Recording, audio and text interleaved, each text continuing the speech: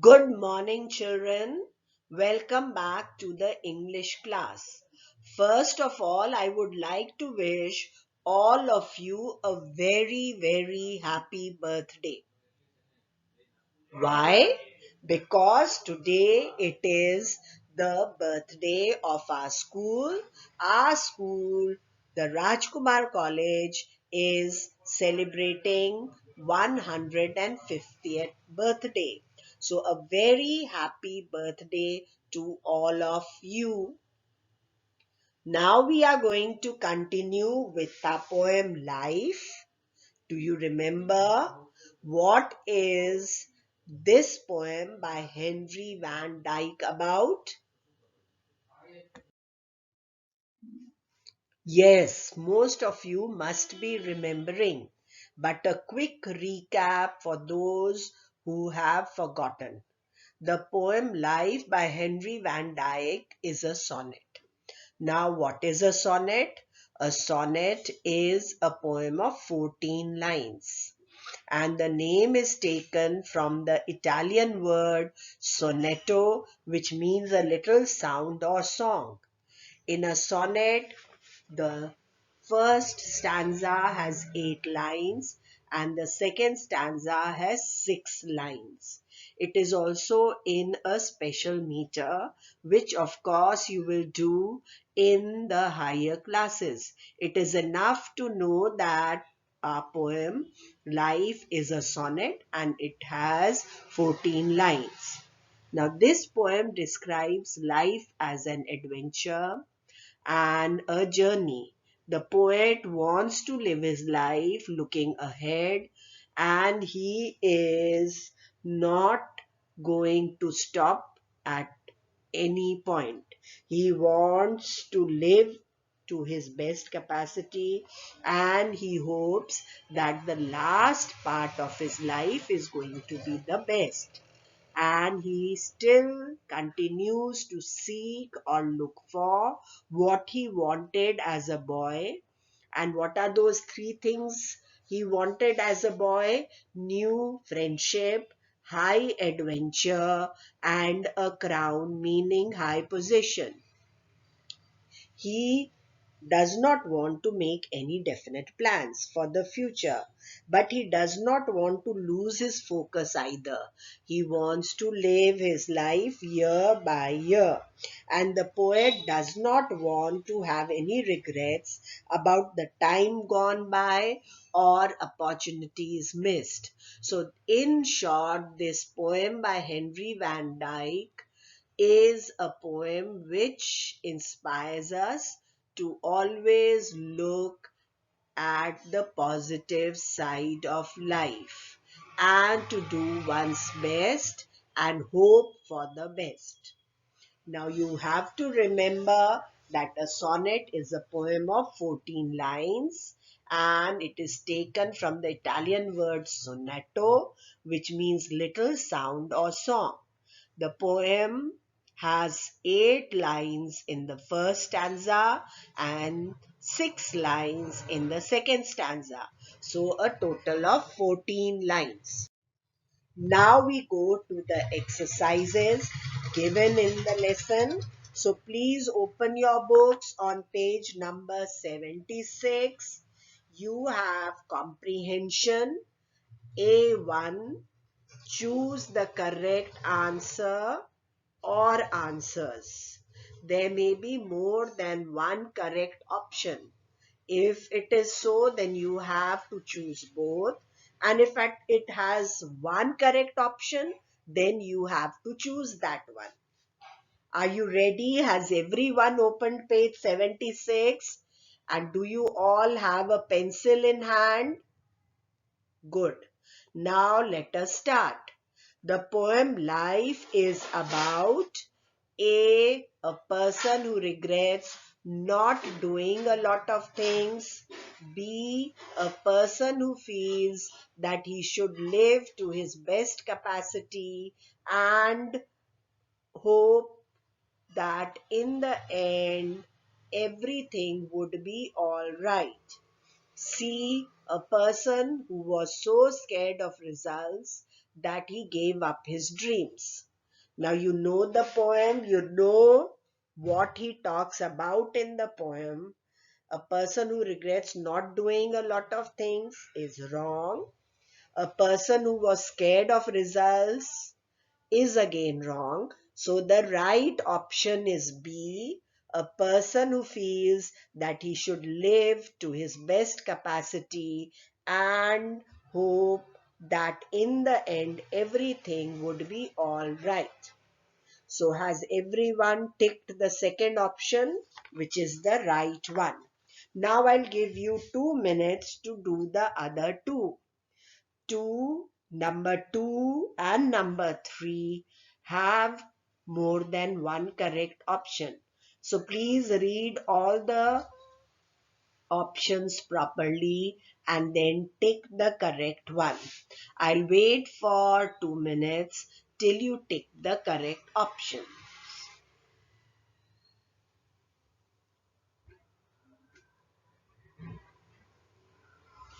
Okay, now I hope everyone has ticked what they consider are the right answers for number 2. If you have not, please pause the video and tick first the answers or the options of 2 and then 3. And then only we'll go to the next one.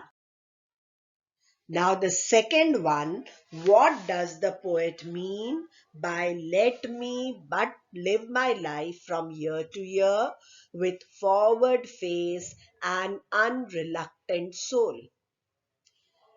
The three options are the poet wants to do what he likes without fear and hesitation. B. The poet does not want to plan his own life in advance but wants to take things as they happen.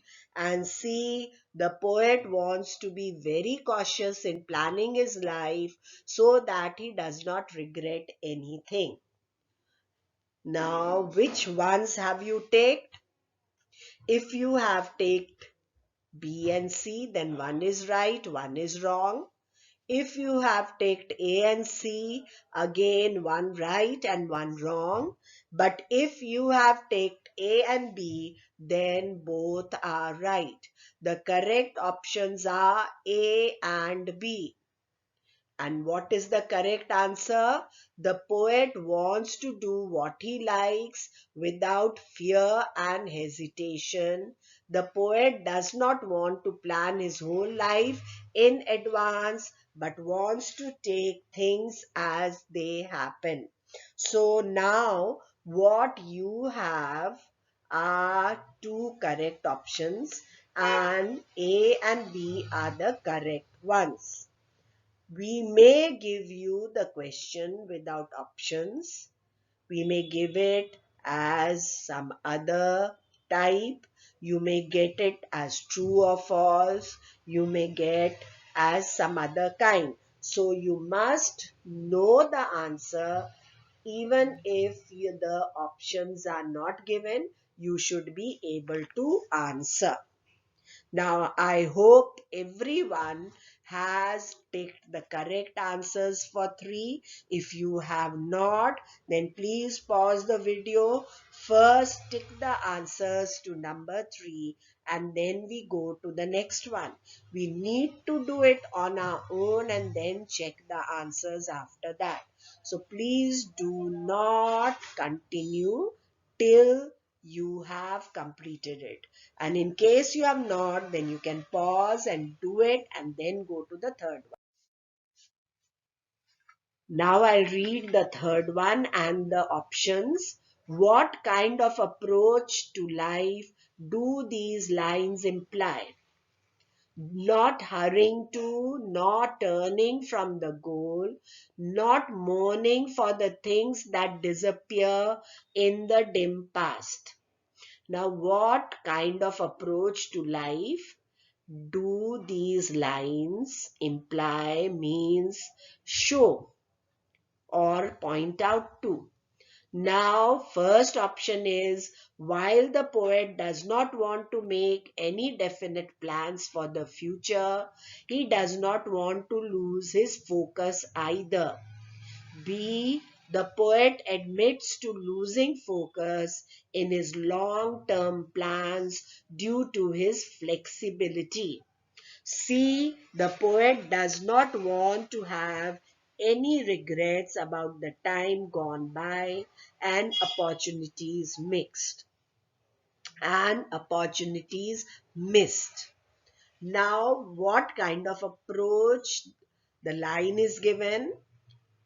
These two lines show is that while the poet does not want to make any definite plans for the future, he does not want to lose his focus either. And where does he focus on? He focuses on his goal. So though he wants to live his life from year to year, but he doesn't want to turn back. He keeps his face forward and always his focus is on the goal. So the first option is right. Now I'll read the second one. The poet admits to losing focus in his long-term plans due to his flexibility. Flexibility is when you are ready to change. You don't stick to one thing, but you are ready to change. But he doesn't lose focus. So the second one is wrong. His focus is always on his goal. So the second one is wrong. C. The poet does not want to have any regrets about the time gone by and opportunities missed. That is true. He does not want to regret anything, and so he keeps on moving ahead in life and takes on all the opportunities, uses all the opportunities. He doesn't miss any opportunity. So I'll repeat the answers of A1. A1, the first one, option B is the correct answer. Second one, option A and B. And the third one, option A and C. So please stick in your books. Later, you will have to do this exercise as well as the next one in your notebooks. Now we go to the next exercise, which is a bit easy because a help box is there for you. What you have to do and what they have asked you to do is read the second stanza of the poem and use the words in the box to complete the paraphrase. They have the meaning of the second stanza and the words are given in a box. The help box is there. So what you are supposed to do is go back to the poem, read the second stanza of the poem, then read all the words. If you are not sure of the meanings, please think about them or consult a dictionary and find the meanings. After that, you will start filling in the blanks to complete this paraphrase. Now, if you don't know the exact meanings, please take a dictionary, find the meaning, and also find the meaning of the word paraphrase. In the second stanza, the poet says that even if there be dash times in the future when he would feel sad or dash, I'll take just half of it. What should I write in the first blank? Difficult times. In the future, when he would feel sad or defeated, or good times when all will be well, or good times when all will be well. He would never give up the dash. He would never give up the hopes that he had when he was just a boy. Now, this stanza of the poem, that is the second stanza, is a very important one. Everyone should know, and the words you have filled in this paraphrase, which is the meaning of the poem in your words, that means you have to fill in, of course, from the help box. First blank difficult, second defeated, third blank you have hopes, and the fourth one boy. So four words you have filled in. Now the next part of the last stanza. When he was young, the poet wanted to meet new dash and make friends and have a lot of dash. Whom did he want to meet? New people and make friends. And in the poem, they have used the word new friends and have a lot of adventure. He continues to pursue the same things. Though the future is dash. We don't know what is going to happen in the future. No one knows because it is always veiled or hidden by the present.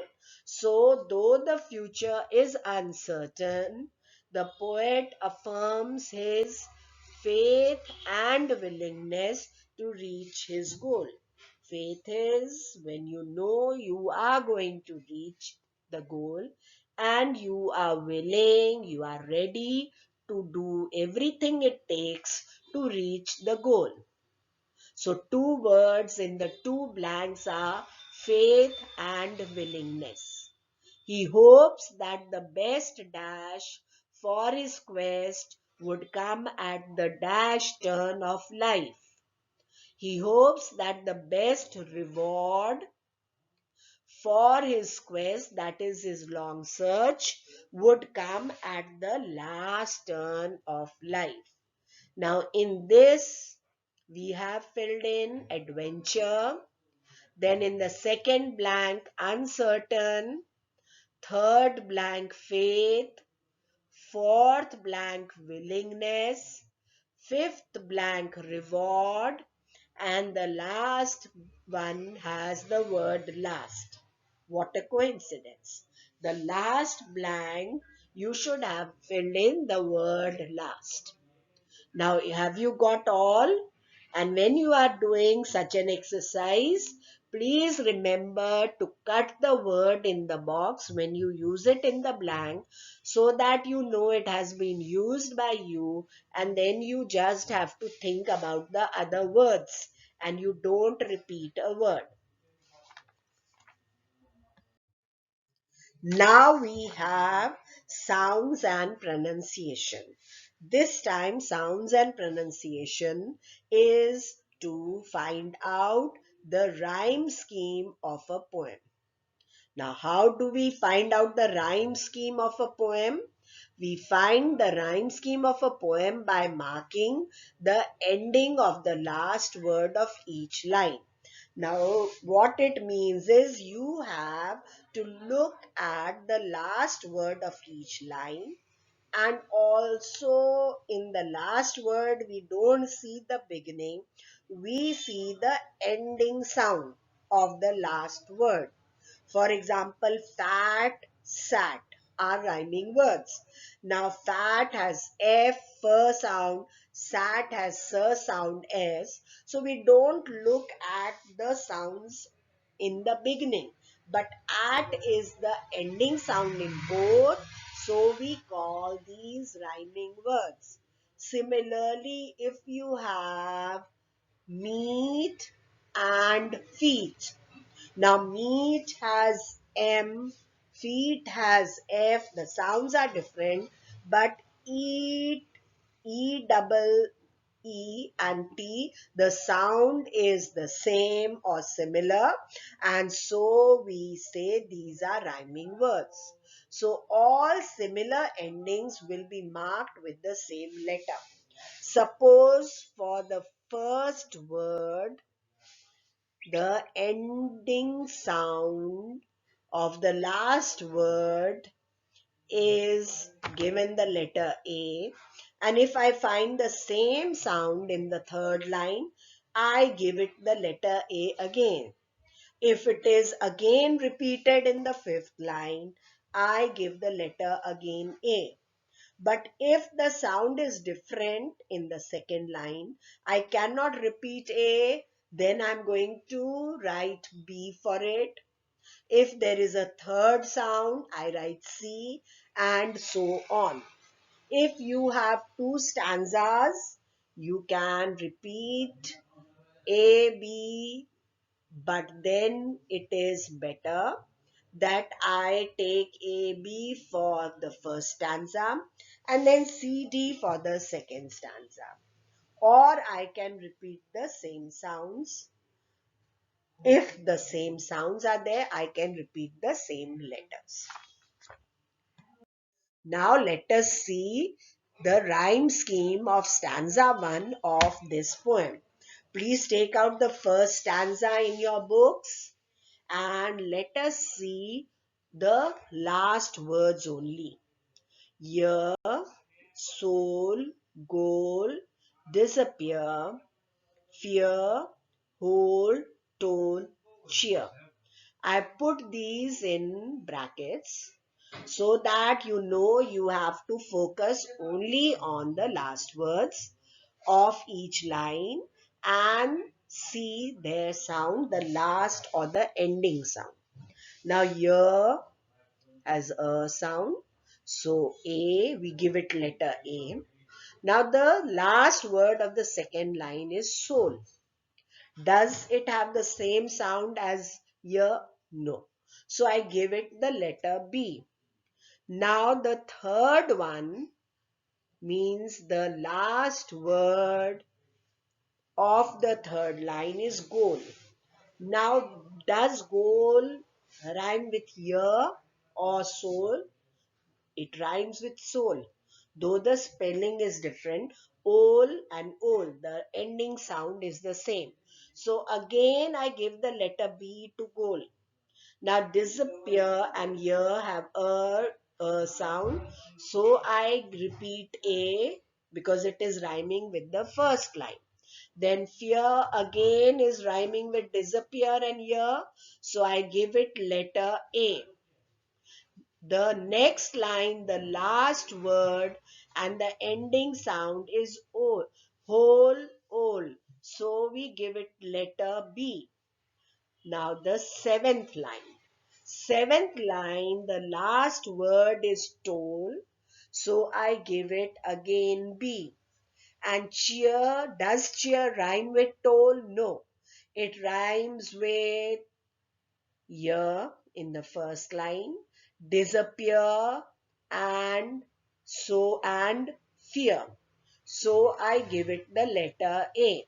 Now after I have seen the ending sound of the last word of each line, I have to write these letters in that order in a line. So when I ask you for the rhyme scheme of the first stanza of life, you are going to put these letters in this order. And what will you write? A, B, B, A, B, B, A. A, B, B, A, B, B, A.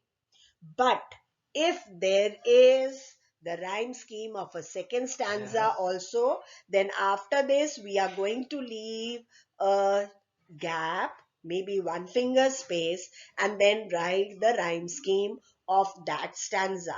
And if only one stanza is asked, I don't leave gaps between letters. I have to write them together. Now, have you understood how to mark and decide or write the rhyme scheme? Now, let us take two poems, very funny poems, of course, from outside, short poems of just 4 lines each in 2 stanzas it is. So, let us see and decide what the rhyme scheme should be. You can read it with me loudly wherever you are. How Doth the Little Crocodile by Lewis Carroll. Now, do you know any other book written by Lewis Carroll? You must have read it as a child. Yes, Alice in Wonderland. And I'm sure there are lots of children who have read it. Now, he has written this funny poem, How Doth the Little Crocodile? How doth the little crocodile improve his shining tail and pour the waters of the Nile on every golden scale? How cheerfully he seems to grin, how neatly spreads his claws and welcomes little fishes in with gently smiling jaws. Now, the words I should focus on are the last words of each line and the ending sound. Crocodile, tail, Nile, scale. Then in the second stanza, grin, claws, in, jaws. Now what we will do is, we will take the letters A and B for the first stanza and C and D for the second stanza to make our work easier. Now the sound crocodile, isle, so we take the letter A. Now does tail rhyme with crocodile? No. So we give the letter B. Small a b, please don't use capital letters. Now Nile rhymes with crocodile. So I repeat the letter A because isle is there and the sound isle is here, the ending sound. Now the last line has scale. So it rhymes with tail. I repeat B. The rhyme scheme of first stanza is A, B, A, B.